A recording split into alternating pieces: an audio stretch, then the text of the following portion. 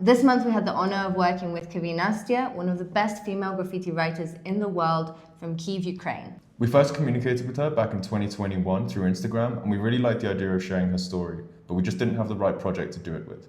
5 years later, we just released a short documentary, a magazine, and we're about to release a clothing drop with her. We're doing this alongside planning our move halfway around the world in 2 weeks, our rebrand from LLV to FEARWORKS, and releasing our first online clothing drop as FEARWORKS. From the get-go, there were quite a few problems that we had to overcome, such as the distance between where we are and where she is, the language barrier, and the power cuts that Kyiv is currently experiencing due to the ongoing invasion. Nothing about this project was easy or predictable, and for a long time we didn't have the right project to collaborate with her on.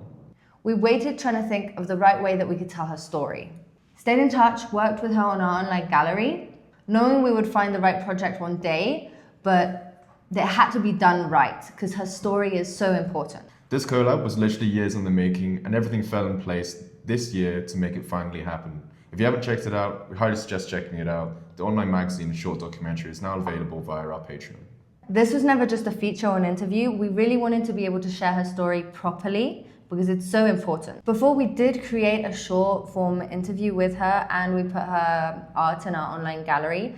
But the short form content takes away the complexity of her story and the context gets lost. She's a real person with real experiences and really interesting ones at that. She spoke to us about what it's like to be a female graffiti writer, the sexism that being online brings, what it's like going out and painting graffiti when you're in a war zone, when people are mistaking tags for markers of where somewhere could be bombed. So short form content isn't able to truly capture what made her who she is today. So finally, for the last 3 months, we've been working on our online magazine and short documentaries.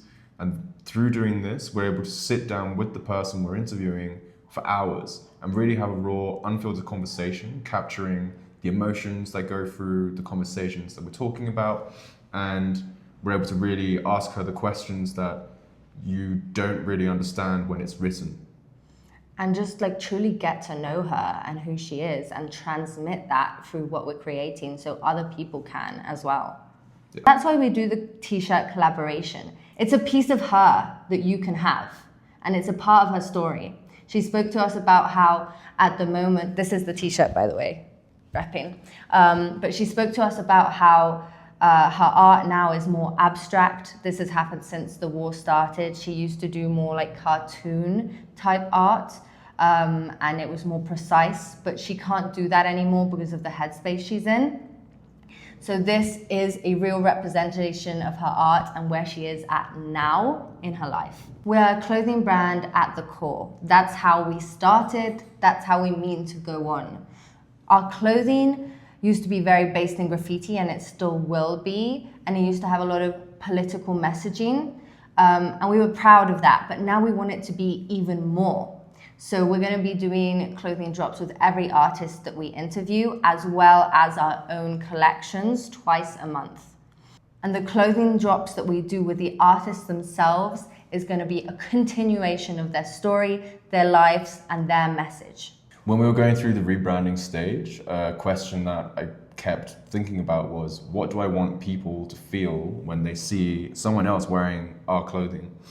And one of the major things that came to my mind was that when we were walking through the streets here in Mexico City, I saw someone wearing a Sea Shepherd t-shirt and I was immediately kind of taken aback because I recognized what that was, and it's quite a strong story behind that brand. I don't know if you do know about Sea Shepherd, but if you don't, you should check them out.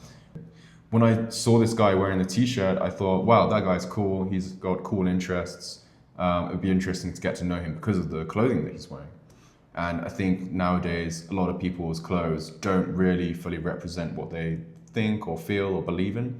And I think if we can achieve that with our clothing, that would be a really cool thing. No matter how big or little those fears may be, we all have to face this in lots of different ways every day in our life, you know? So we're wanting to like live by that ourselves, change our lives around, and inspire other people to come along with us for the ride. Shipping worldwide also has a lot of logistical issues.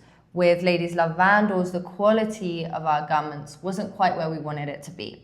But now we've found really good blanks for t-shirts, hoodies, long sleeves, and our hats were always good, so we're keeping those. Alongside our new name and upgraded high quality blanks, our future collections are going to be a lot smaller, and the store will only be open for 2 times a month for 48 hours each window.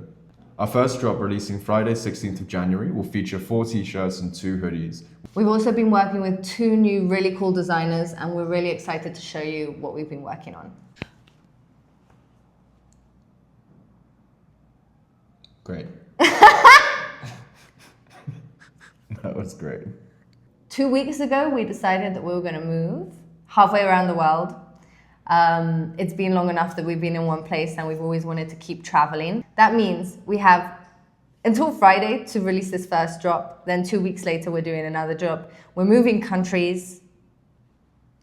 Yeah, so that means packing up the house, painting it, printing new clothes. We're waiting for samples to arrive. Hopefully they get here on time. Got to say goodbye to all our friends. We've got 2 photo shoots to do, a new project for the next month's short documentary and clothing drop. 2 YouTube videos. Every week. Every week. And then that gets also converted into videos that we put on Instagram. Yeah. And then you're obviously just constantly trying to post on all of the... Do the social media postings, do the marketing. I also have to tattoo people before I leave. Customer service. Yeah, we've got a lot on our plates, but we're going to make it work. Yeah. We're making it work. We're making it work. Even though we know it's going to be hard, we've done harder in our lives. And doing these magazines and these short documentaries, when we'd never done anything like that before, that was insane work, honestly. So after doing that, I know we can do anything. We just got to organize and keep doing 100 things every day and not giving up and not getting sick. And we have gotten sick almost every month for the last 3 months, taking turns whilst we're trying to get these magazines and documentaries out. And that messes up the timeline, for sure. It's us 2 and our editor, Emily, back in the UK, bless her. She was working with us, really solidly smashing out so much work with us. Mm-hmm. And then she went back for the Christmas holidays to her families and just immediately fell ill for 2 weeks. I think we've all been burning the candle at both ends a bit. But anyway, we're keeping going and our systems are improving and we're going to be getting more streamlined. It's going to be good. It's going to be good. Please. We hope you enjoy what we're creating because it's hard work. Hard.